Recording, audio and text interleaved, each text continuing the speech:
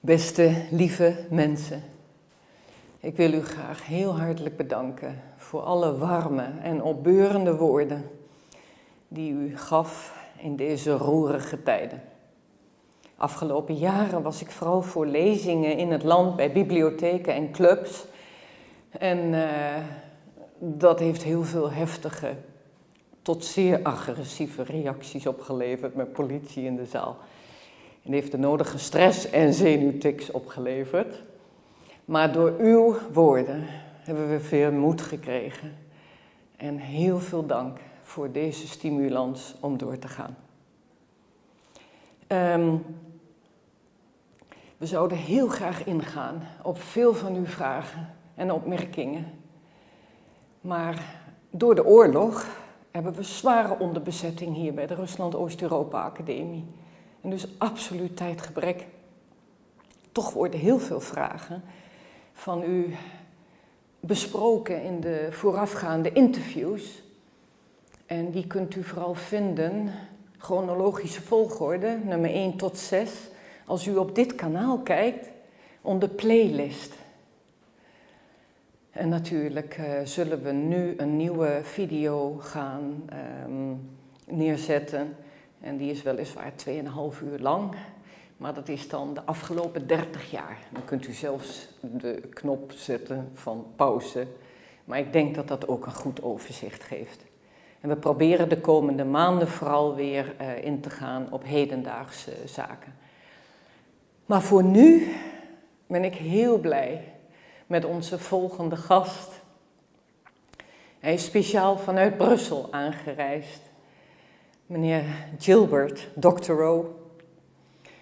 En Gilbert Doctorow studeerde aan Harvard in Columbia, Russische geschiedenis.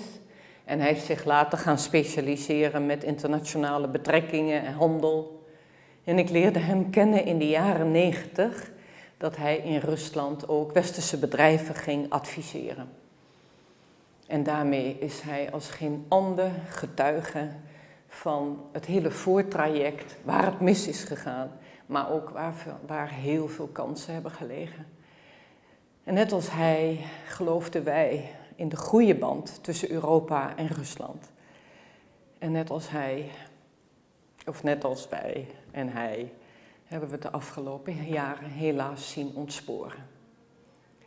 Het interview wordt geleid door Elmer van Leeuwen. En ik hoop dat u geniet van deze internationale expert uit Brussel, onafhankelijk specialist, Gilbert Doctorow.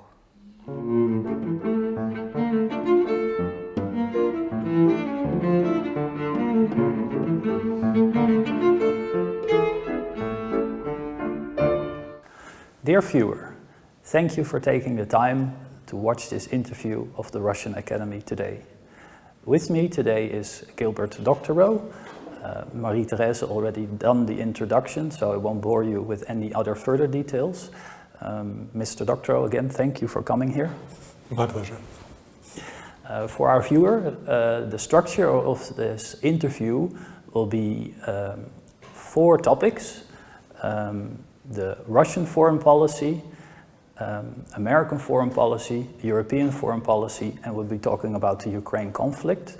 The overarching theme of all these 4 topics is, the main topic is America and Europe and its relations with Russia, primarily. So I would like to begin with the first topic, which is Russian foreign policy, and I would like to ask you the first question.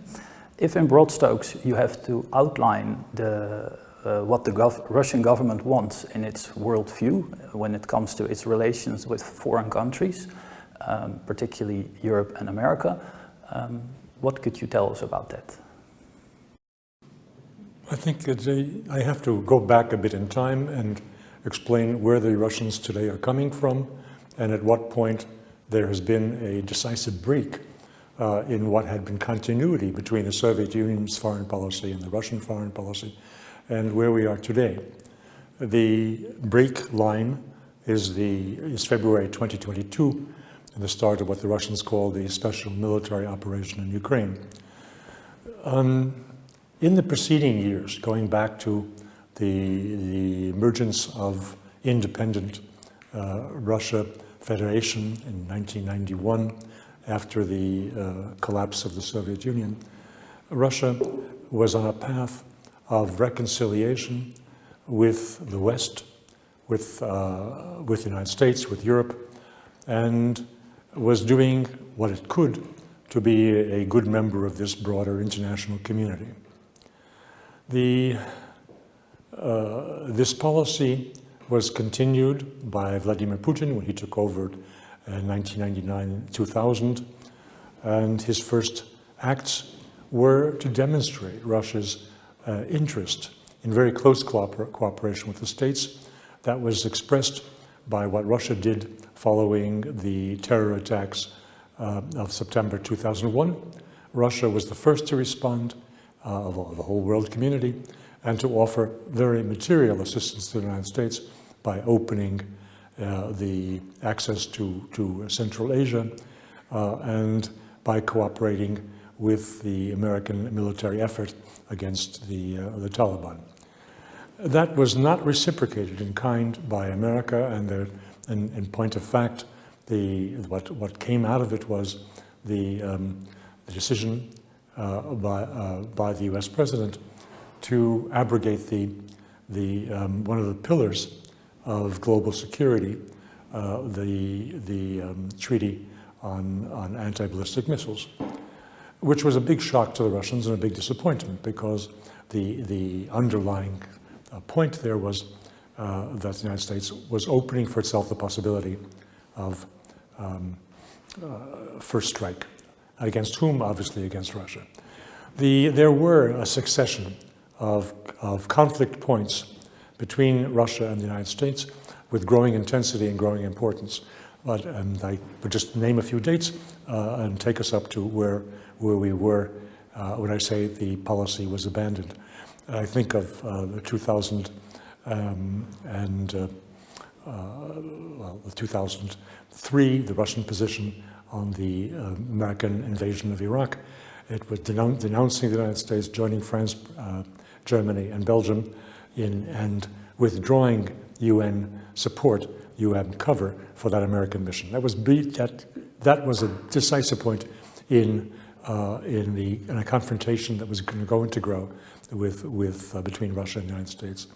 And then, of course, in 2008, the Russian-Georgian War, which was almost became a kind of hot war like we see today in Ukraine, had it not been for the intervention of the Turks, who kept the American fleet out of the Black Sea. In any case, 2008 was a point of confrontation, and leading up to 2014, when the United States directed coup d'etat in Kiev, led to the independence proclamations in Crimea.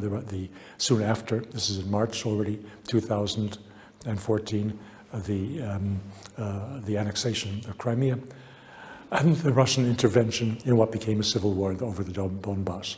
These were all points which seemed to make some kind of accommodation between the United States and Russia very difficult, if not impossible. But the breaking point came finally in December 2021, when the Russians said enough was enough.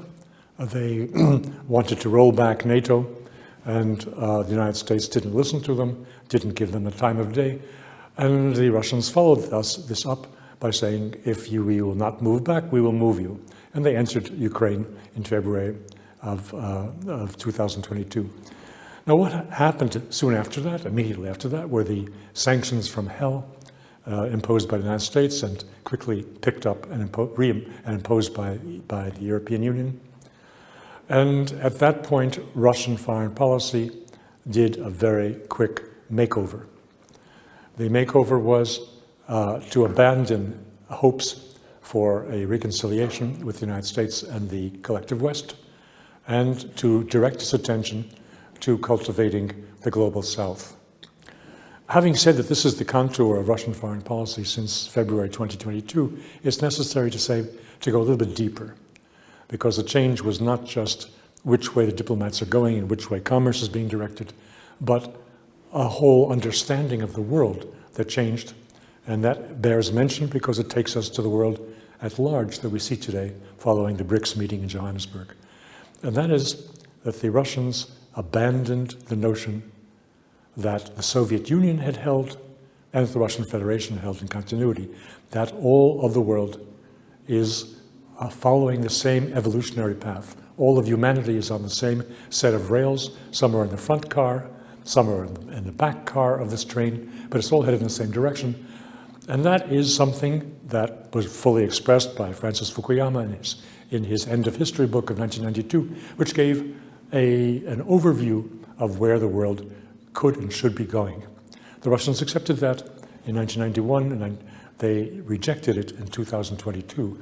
What the Russians are saying now is that in this world, every country has the right to develop according to its own traditions and to arrive in its own way at the improvement, the development, the prosperity of its people and developing human capital.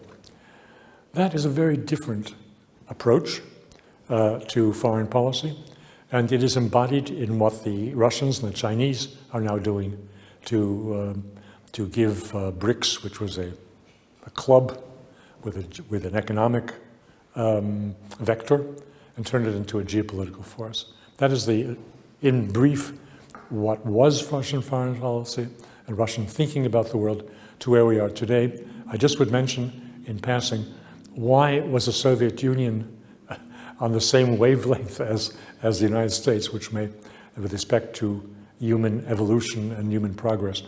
Because both Russian Marxism and the American Wilsonian democracy were deeply embedded in Western philosophy. The Russians have now turned their back on that, turned their back on the Soviet experience, as insofar as it was based on a Western philosophy, and have moved in a new direction.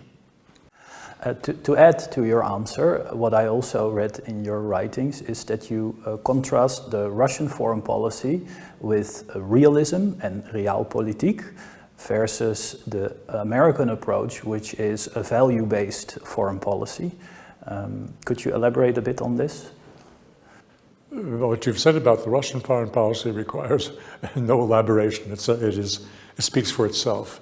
About the American side, it does not speak for itself, and I have to emphasize that the official American policy is idealism. It's called Wilsonian idealism, which is, to break it down, it's universalism, that men are all the same everywhere, and that we don't have to know very much about individual countries. We don't have to know the language, their history, because people are the same.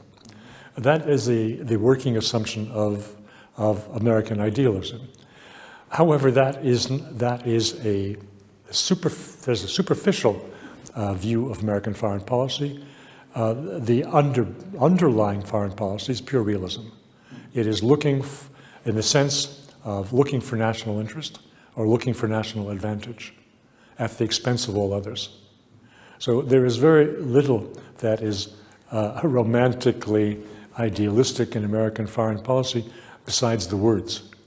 The actions are, by and large, selfish and looking after national self-interest as defined by ruling elites. Thank you. I will come back to this issue when we talk about the next topic, American foreign policy. My next question would be, how would you characterize Russian foreign policy in terms of how it conducts its relations generally, and in what sense does this differ from the historical norm of Russian foreign policy?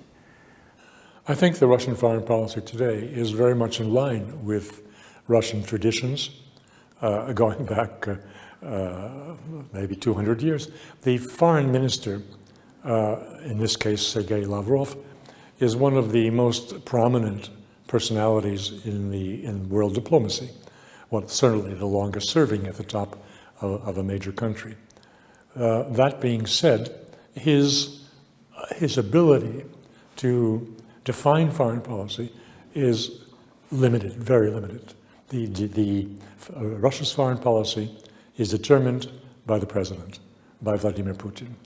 And in case one has any doubts about that, we can look at the behavior, the rhetoric of Sergei Lavrov during his more than 20 years at the top of diplomacy. He was a different person when he was serving Dmitry Medvedev during that interregnum between Putin's first terms in office and his later terms in office. And he came back in line when Putin resumed the presidency. So Russian foreign policy is in the hands of the president. Thank you. You mentioned already BRICS.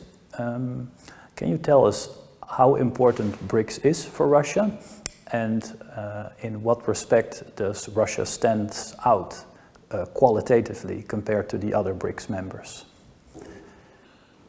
BRICS today is entering a new era, and that fact was underlined by the decision taken, the most important decision taken at the meeting in Johannesburg, to expand, to add 6 new countries.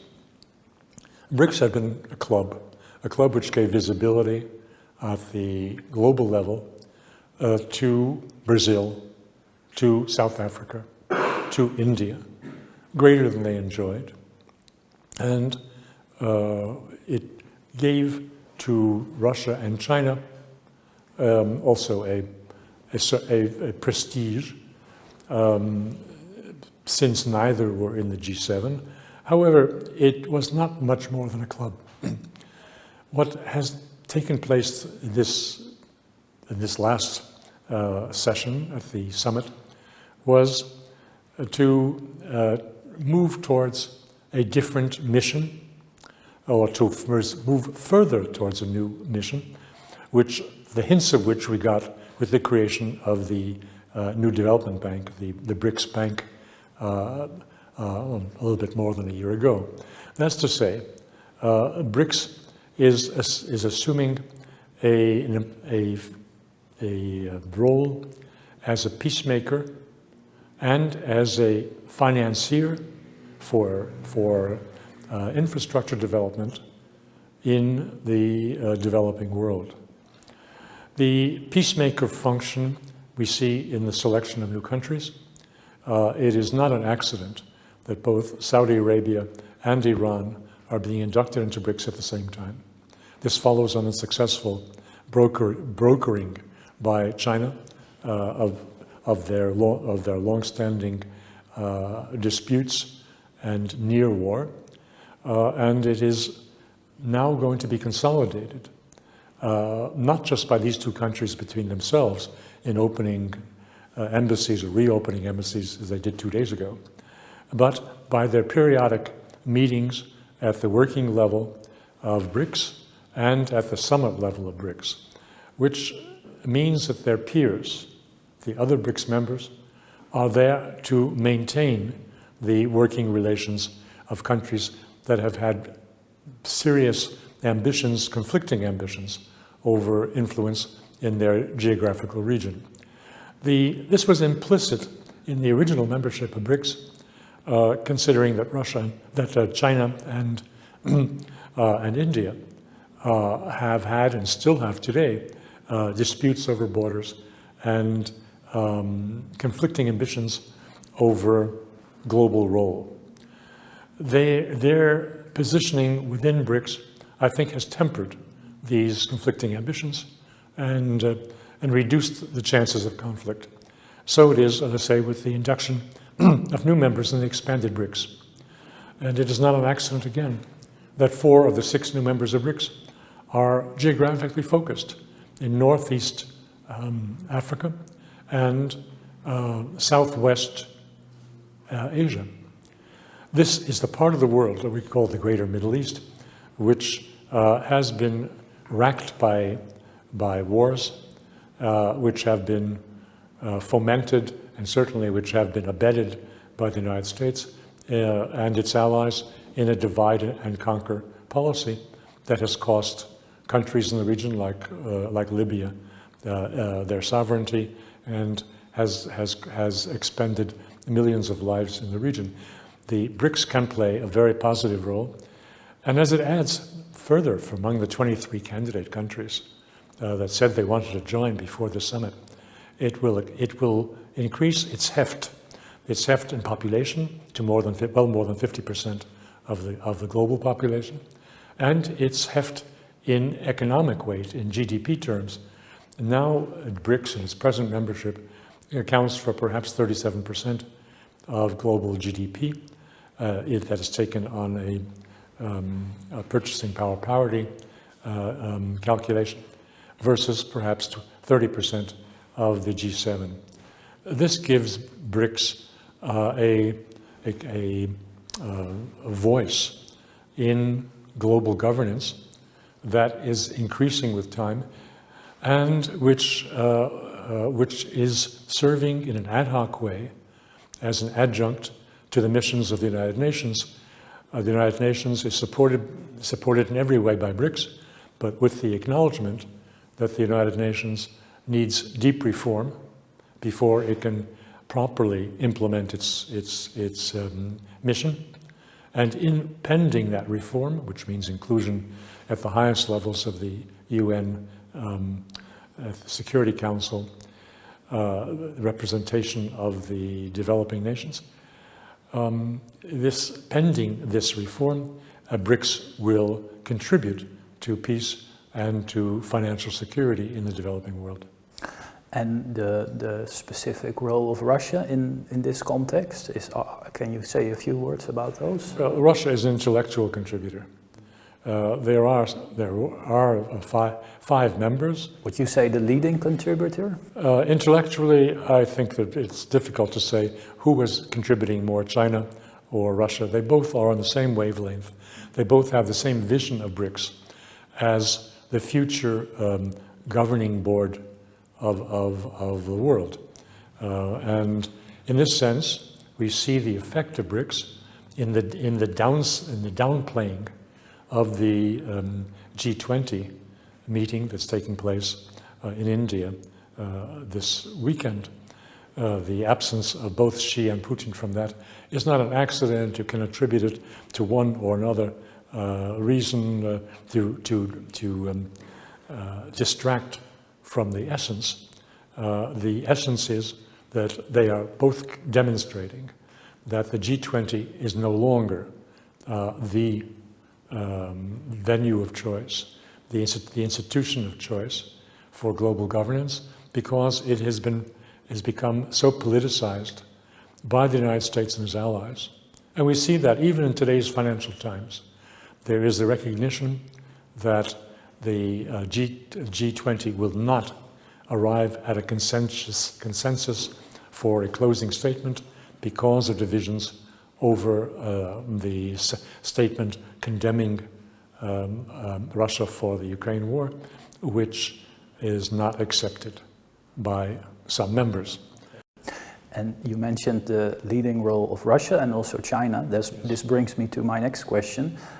How would you characterize the relationship between Russia and China today? Well, if you look at global media, at mainstream media, whatever subject you take, like the one you just mentioned, the response immediately is to find the most negative possible interpretation or spin. And so it is with this question of this partnership between Russia and China. It is commonplace in all mainstream to say that the Russians are becoming a junior partner to Russia, to China, and this is a humiliation for Russia. Those same people will never say a word about the position of the EU vis-a-vis the United States. I don't think we have much to discuss before we agree that Europe, particularly in its behavior since the start of the Ukraine war, has become completely subordinate to the United States and is a junior partner. But as for Russia and China, the situation is really quite different if you look closely, if you care to look closely. The Russians are, yes, they're 10 times less population than China has, and they're many times less GDP than China has. The economy of Russia is considerably smaller. However, when you take specifics, you find that the GDP per capita of Russia is substantially higher than Chinese. The Russians have a GDP per capita of about 45% of American GDP. The Chinese have 30%.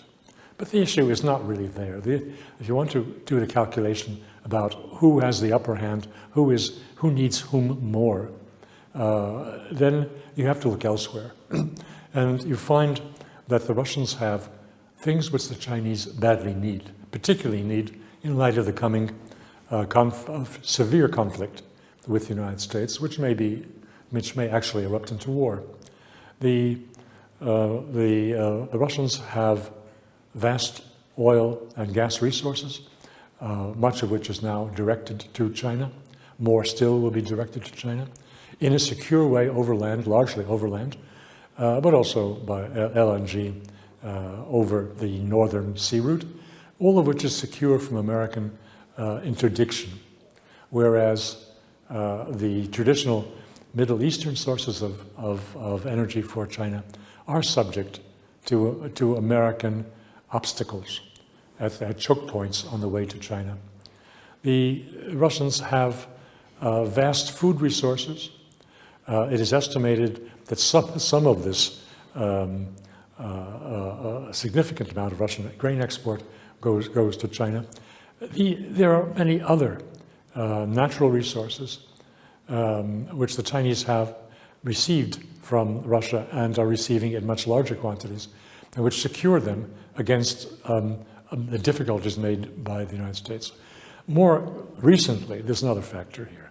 Yes, we have all heard from mainstream how the Chinese are a very big military and they have wonderful new weapons, including hypersonic. It's given to you this way because the mainstream does not want to tell you that the Russians are ahead in these things.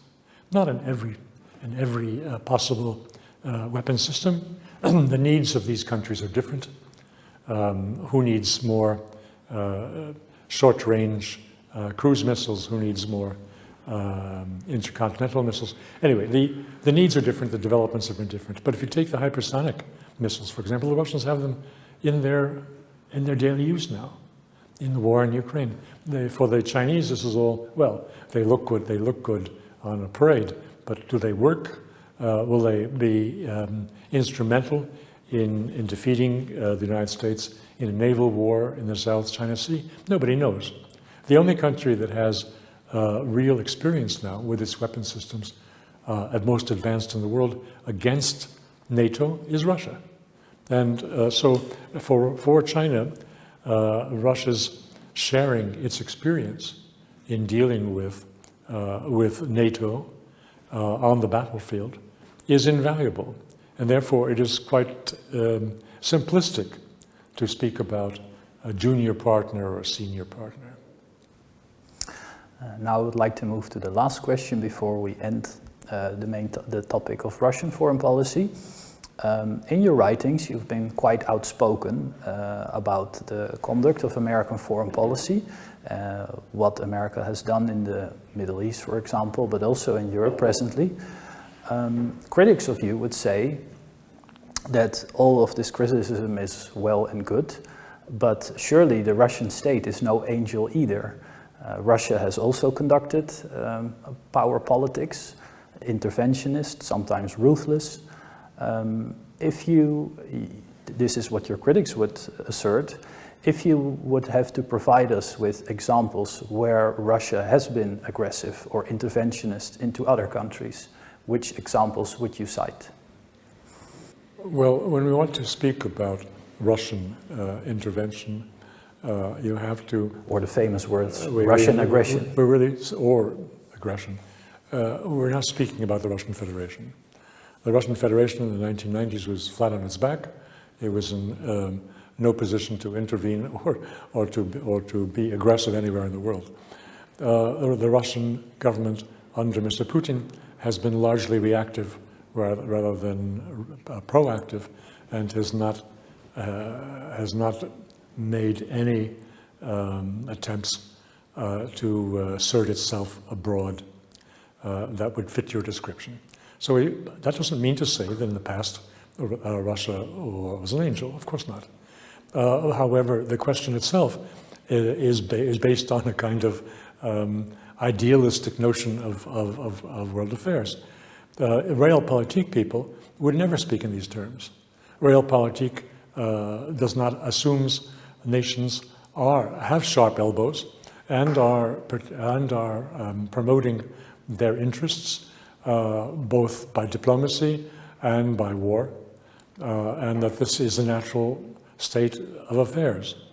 In his most recent article, John Mearsheimer says that in a world of competing ambitions among powerful nations, it is much better to be Godzilla than to be Bambi.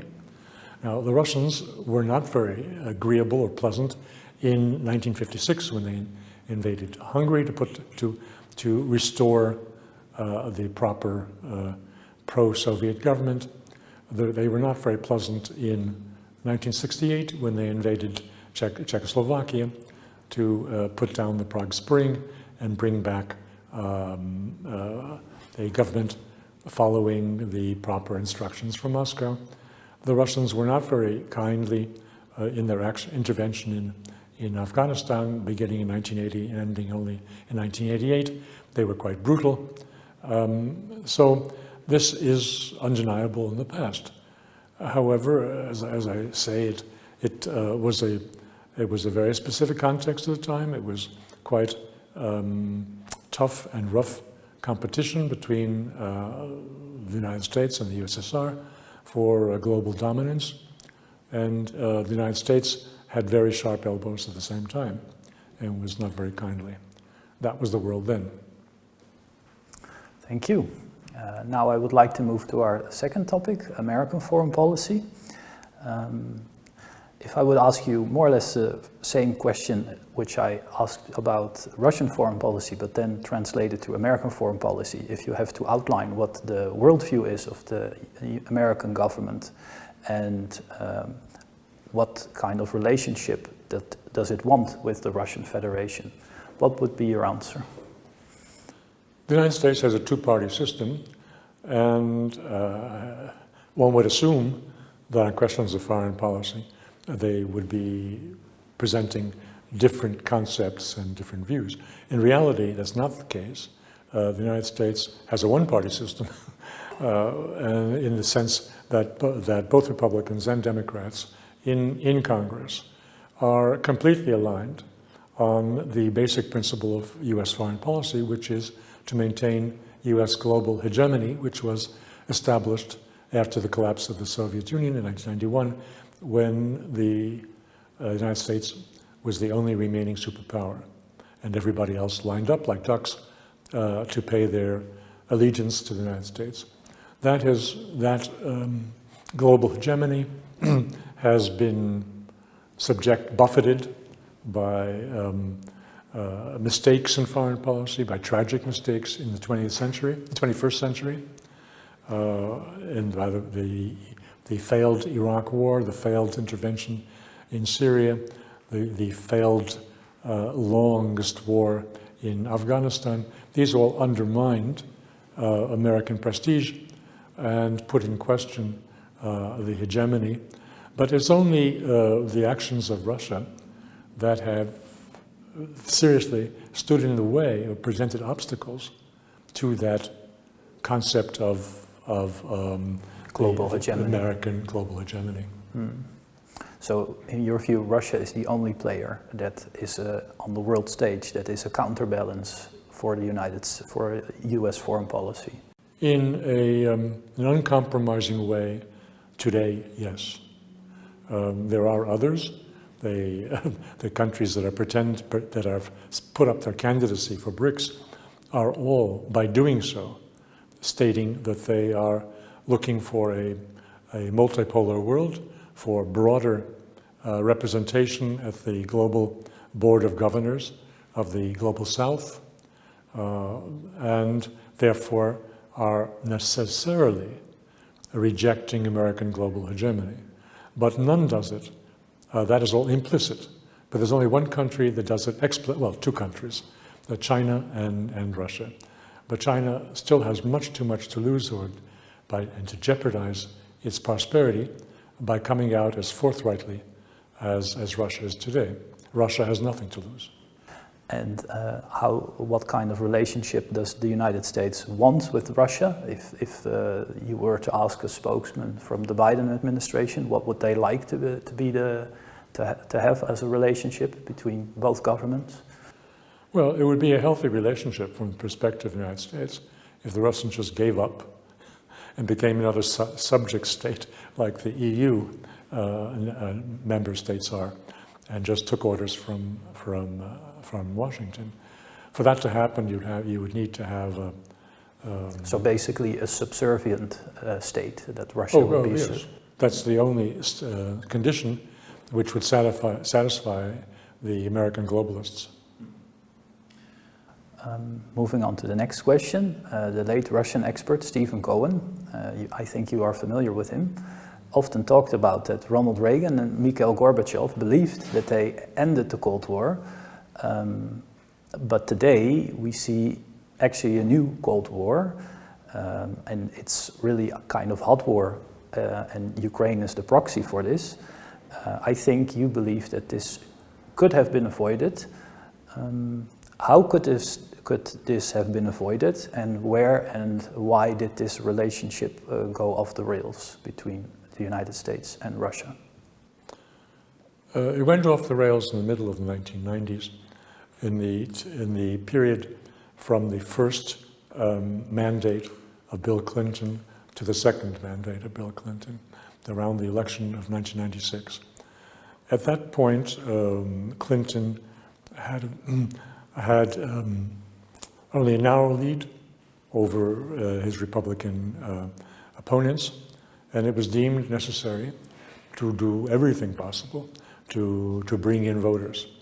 One part, which was always a play card among Democrats, was to bring in certain ethnic minorities. I think in particular of Americans of Hungarian descent, Americans of Polish descent, who were, as a group, not very friendly to Russia, and who would not be enthusiastic about an accommodative foreign policy with respect to Russia.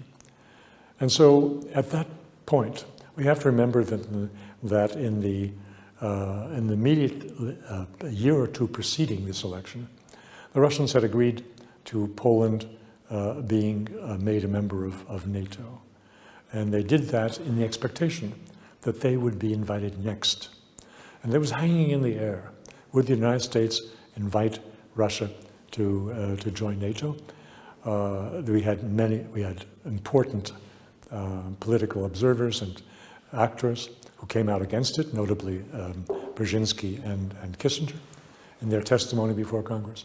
The result is that the path was not taken, and instead the United States entered upon a path of growing isolation of Russia and of bringing in the former Warsaw Pact countries into NATO and building its own security at the expense of Russian security.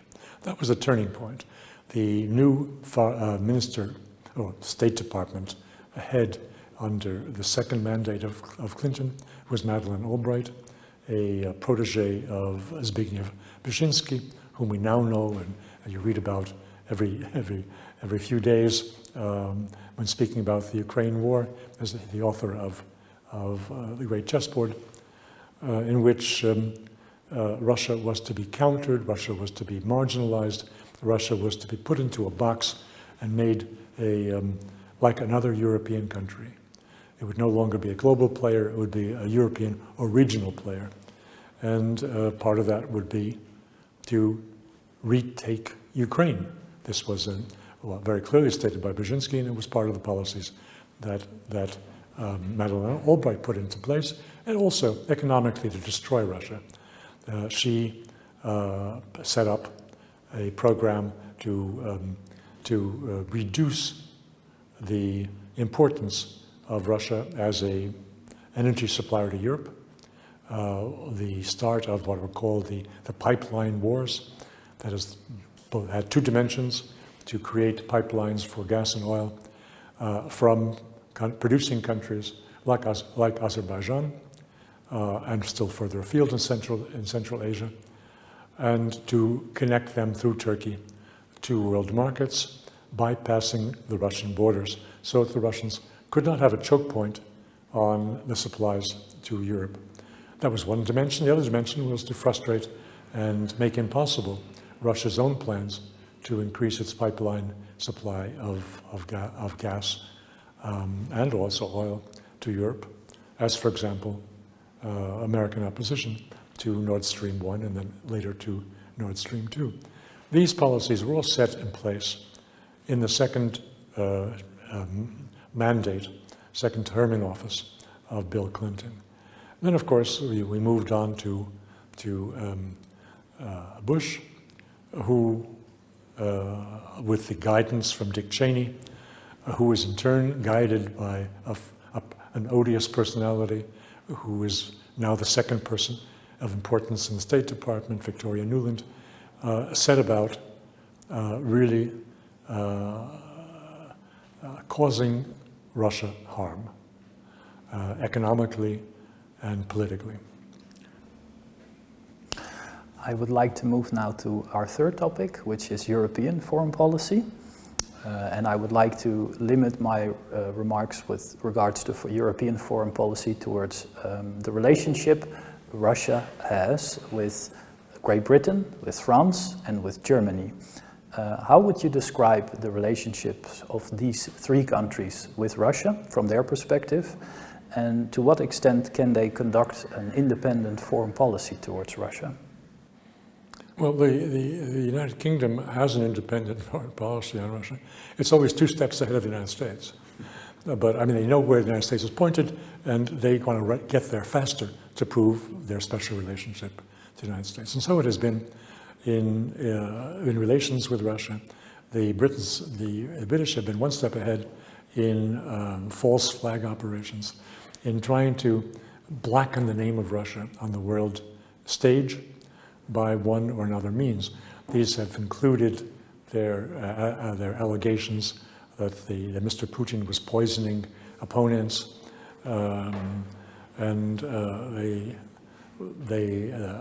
these things came up not accidentally at any old time. They came at a time when they could cause the greatest damage to Russia. For example, the Skripal case coming out just before a major sports event, in which the Russians had invested a fortune.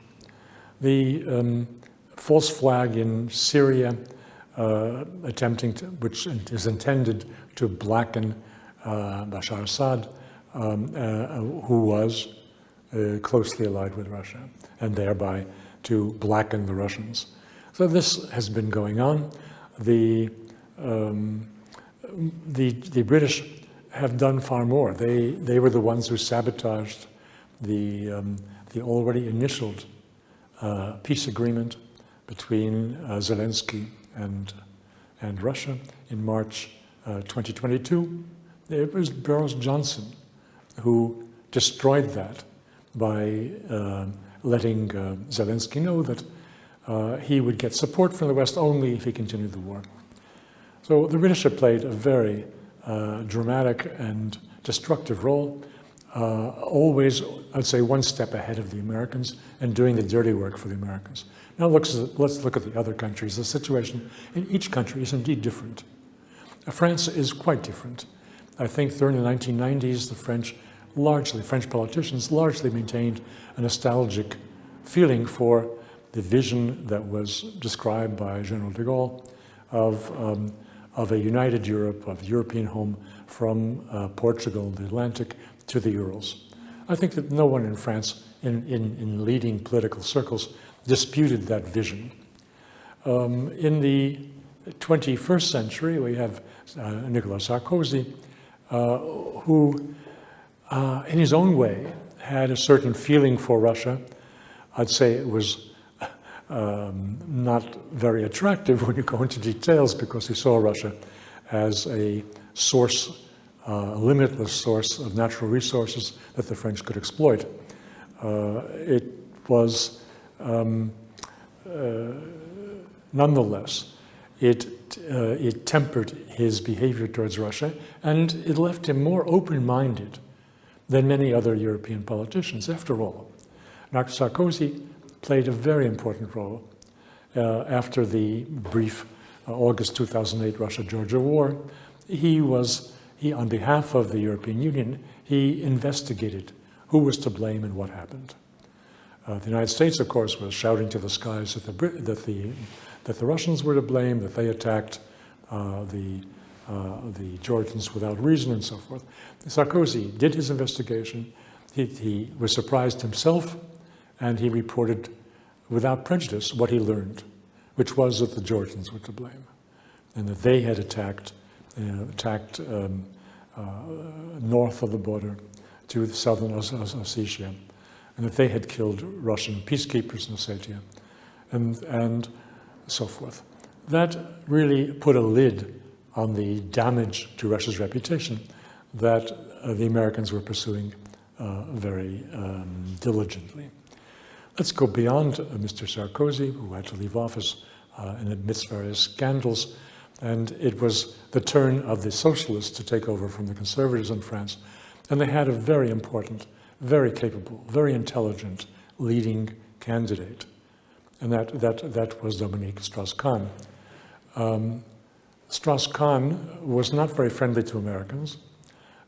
He was known as, from his position in Washington, D.C., as the head of a bank, the World Bank, he was known to be pursuing a action that would diminish the dollar's role as reserve currency in favor of the special drawing rights.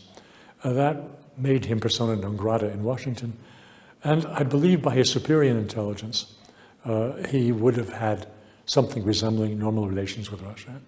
Strauss-Kahn was sidelined. He was entrapped in a sex scandal in a New York hotel, which effectively ended his political career. And in his place came a non-entity, a nitwit, François Hollande. Hollande could very easily be managed by the United States by its usual methods of blackmail and inducements, and he was successfully managed, as we found out by his behavior as one of the guardians of the Minsk II agreements. He was succeeded, his ratings, for a variety of reasons, his incompetence in managing domestic affairs brought him ratings of less than 10%. He withdrew from the next elections.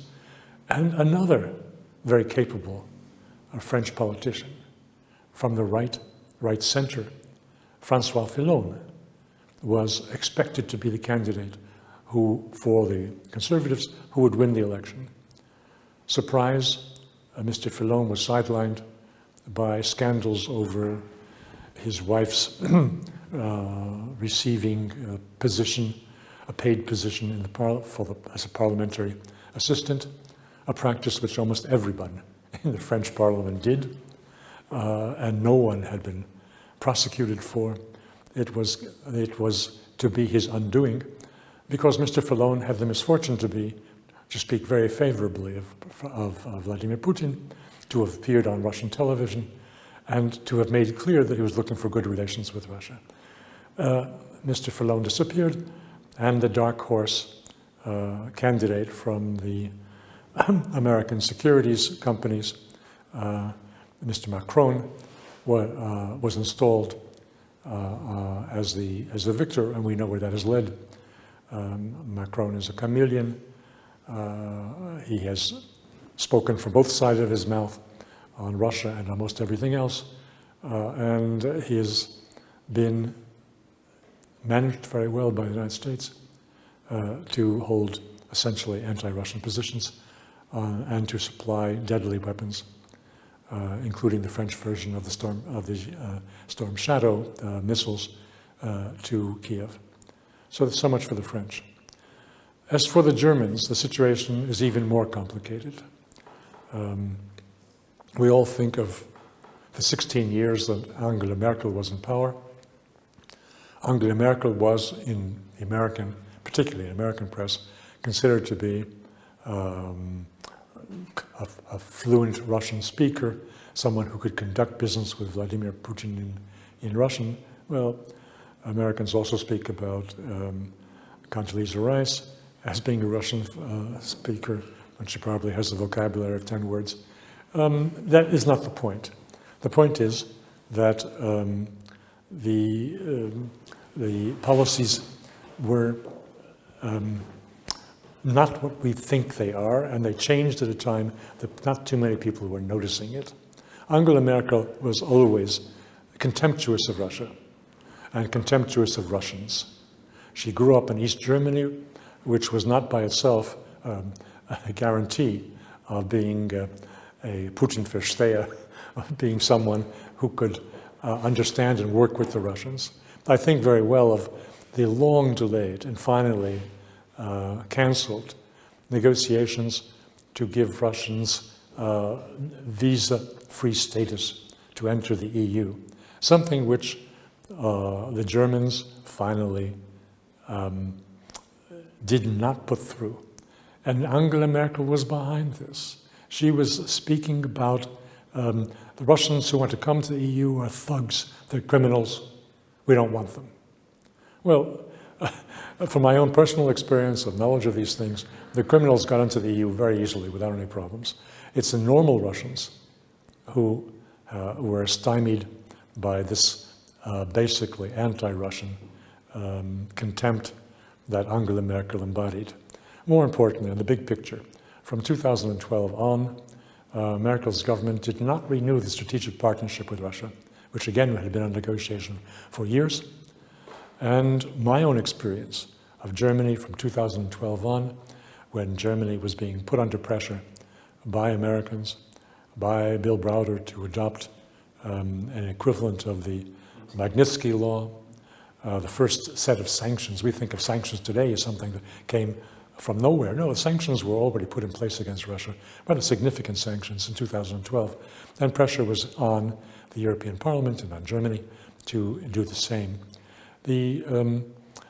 My travels in Germany at that time opened to me the vision that Germany was increasingly, and particularly after 2014, becoming McCarthyite, becoming intolerant of anyone who had a good word to say for the Russians in general, and was becoming closed-minded. I also had experience of the Greens. From 2012 on, the German Greens in the European Parliament were the biggest, loudest voices of Russia bashing and and invoking resolutions condemning the Russians for anything imaginable. So it's not the least bit surprising where we are today with Baerbock and a German cabinet that is quite anti-Russian. And if you would compare the position of Angela Merkel within the Christian Democratic Party towards Russia, do you think that she mainly followed the line of the Christian Democrats with respect to the relations with Russia, or did she differ? Because judging from me as an outsider, probably the most pro or Russian-friendly party would be the Social Democratic Party, who started the concept of Ostpolitik by Willy Brandt. But aside from that, I don't really know an equivalent of this. So what would be the position of the Christian Democrats generally, and was the policy of Angela Merkel in line with this tradition of the Christian Democrats when it comes to the relationship it has with Russia? I think that she did not move very far from mainline thinking within the Christian Democrats. The socialists, yes, indeed, and they were the originators of this Ostpolitik, of an accommodation with Russia. But that was largely abandoned during the period I'm talking about, from 2012 on. I had some experience in Germany meeting with those who were close to the advisors of Willy Brandt in an attempt to issue an appeal to restore or reestablish and honor once again the détente policies of the party. And it had almost no backing. My own experience as an invitee at a Socialist Party think tank conference outside of Frankfurt in this period, I believe it was 2016, 2017, was they were very anti-Putin. They invited as guests, as privileged guests, some vitriolic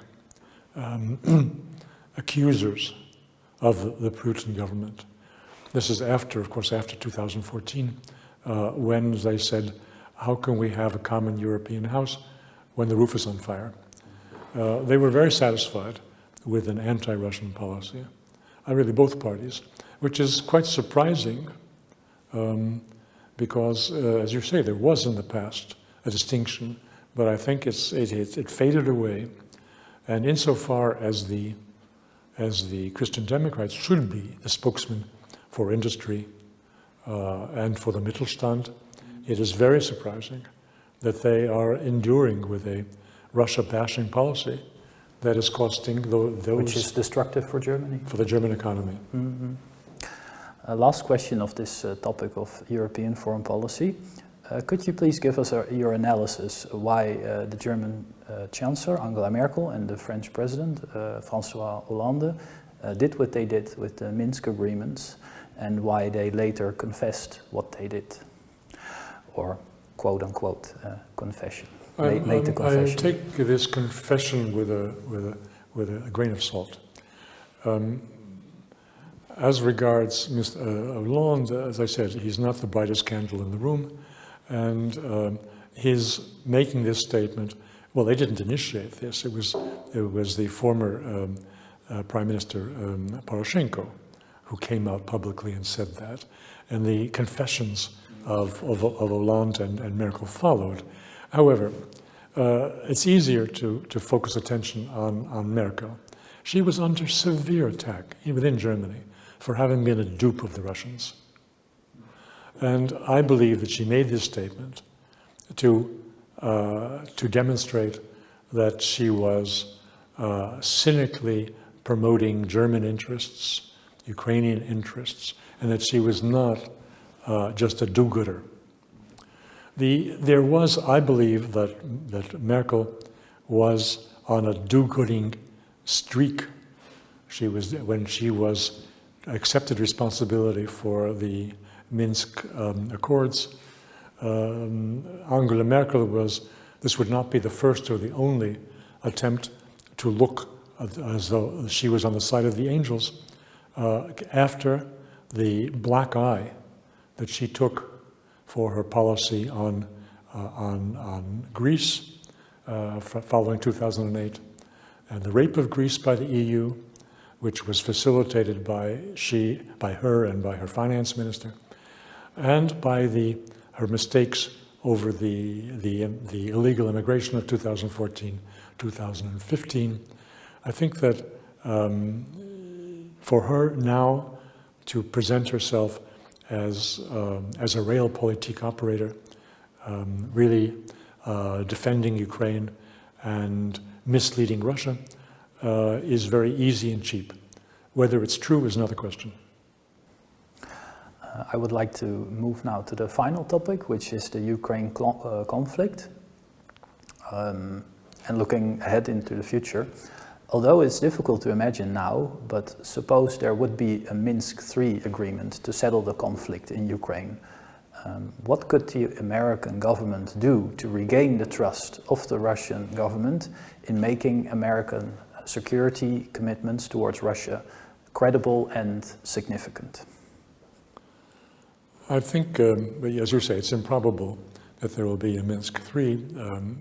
President Putin has denounced the Minsk II for the reasons we just discussed, and it would be politically unacceptable for him to be lured into something similar. He's also said openly that and Lavrov has said openly, publicly in the last several weeks, that all agreements, written and unwritten, with the West were violated by the West. So I think to answer your question, we have to look at what the Russians are saying now about renewal of the grain deal in the Black Sea. We want a down payment, and then we'll talk. The down payment in the grain deal is restore the swift access to our agricultural bank so that we can accept payment easily for our own grain exports, and then we can sit and talk about reopening the Ukrainian access to the corridor across the Black Sea. And similarly, I think with respect to the Ukraine war, the Russians will insist on a formal declaration that NATO membership for Ukraine is excluded. They will insist that no foreign military installations are built in Ukraine, and the down payment is to remove those that exist. Whatever the shape of Ukraine, and Ukraine will be getting smaller and smaller as Russia takes apart and as the Poles and the Hungarians probably take a piece, whatever is left of the rump Ukraine will have to be indeed demilitarized and denazified. Okay. My next question would be, ideally, if you could offer a potential solution to this conflict, what would be the solution you would offer? Well, I think I just summarized it. I understand that what I'm saying essentially is that the Russian demands have to be satisfied. The Russian demands were not territorial by nature. And I think that there is room for negotiation over how much the Russian territorial acquisitions between now and the end of the war will be given back to a state called Ukraine. That is negotiable, surely. But the principle of Ukraine having a limited military force and no outside military advisors, military bases of any kind, that is non-negotiable. And I believe if the Russians bring into bear the overwhelming military force reserves that they now have amassed, that they will achieve that. Leaving aside the ideal solution, how do you realistically see this conflict coming to an end? Realistically, there probably will be no peace treaty. But they will not, I think the Russians will leave it on a stated basis that if their terms are violated, they will destroy any installations that are brought in. So if the war will continue, or will be reopened at any time of the Russians' choosing, if they see that their demand for demilitarization of Ukraine is not heeded. Now we have come to the last question of our interview. Do you have any final thought or thoughts related to the topic of this interview or not? And what would you like to share with us before we end this interview? I'd like to share the thought of what is the purpose for me, of interviews like this and of access to portals, internet organizations that are promoting wide array of opinions on the current problems. It is all to the good. Some of the numbers of views, of videos, of people in the same camp, I call it, are immense. I think of Tucker Carlson's recent interview with Viktor Orban in Hungary, in which he spoke about the Ukraine war, and positions that are very similar to mine and to many of my friends in the States, a video which received more than 100 million views, and many of them in the States. The other spokesmen, like John Mearsheimer, the realist school dean from the University of Chicago, his video speeches about who is to blame for the Ukraine war and where the war is headed, how it will end, are not dissimilar from what I'm saying. And he gets 5-6 million people have seen it. In my own case, my maximum popularity, I could say, in this type of interview was in the middle of July when a show on Redacted that was a half-an-hour program attracted 163,000 views. This is all wonderful. It demonstrates that there is in the world a large audience that does not believe what the mainstream is saying by taking, as for reports, material that they receive from the US State Department. It says that people are interested in deciding for themselves on the basis of as broad a factual base as they can arrive at. That's all to the good. Has this changed US and European policy? Thus far, no. But I don't see that as a source of discouragement. My own mission in this exercise today and other activities is to provide some comfort to people who are looking for the truth on their own, and they look around them and they see 99 out of 100 people are saying what Washington is saying, and they begin to wonder who is crazy. There's no need to wonder, there's no need to be frustrated or self-doubting. There are rational people who make rational arguments and who can appeal to those who are in search of the truth. I'm one of them, and there are many more. To follow up on one more thing you said, you mentioned that the variety of views in the United States among this topic is wider than in Europe. Could you give us what your explanation would be for this? Yes, as I mentioned Tucker Carlson, and the 100 million views was on his X or Twitter account video. Before then, 2 months ago, he was still working for Fox News. And he was saying very much what many of us in opposition to the war in Ukraine, to the American support of the war in Ukraine, and generally American globalist hegemonic ambitions, he was saying all the same things. And several million people in the States watched him every night. Now, why was this going on in the States and why isn't it going on in Europe? Why is there no Tucker Carlson here in Europe? The explanation for me is one man, and it will surprise many people because he's vilified so widely in the States and also in Europe, and that man is Donald Trump. When he was a candidate for president in the 2016 race, Donald Trump said things similar to what Tucker Carlson says or what I say, for which, before Donald Trump's candidacy, you could fear to be arrested in the States. And since the candidate for the presidency was saying them, and then the president himself was saying them once he came into office, that put an end to American bigotry, to American McCarthyism, and political correctness. It made it impossible to carry on the way it is in France or in Germany today, where the law is against you if you're speaking against the country's foreign policy. And you really have to fear. I have had an intellectual friend in Canada who had a wonderful website and was saying many things that we in the anti-war movement are saying. And he had to shut down his website because he was visited by Canadian intelligence who told him that his state pension would be terminated and his bank accounts would be closed if he persisted in what he was doing. Canada is perhaps the most vicious in pursuing this type of political correctness and censorship. So the world is varied.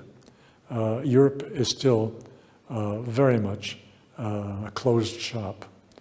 the banning of Russia's media assets is much more intense here in Europe than it is in the States, which is very sad because it demonstrates, I say, closed mind, and that is the most dangerous thing in these difficult times that we're living through. Well, before we started the interview, I already had the feeling we wouldn't be ending the conflict today, and I suppose it won't be ended after the interview.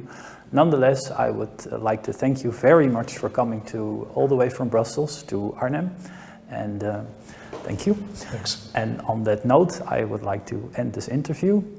Thank you very much for taking your time to watch this interview, and we hope it is of use to you.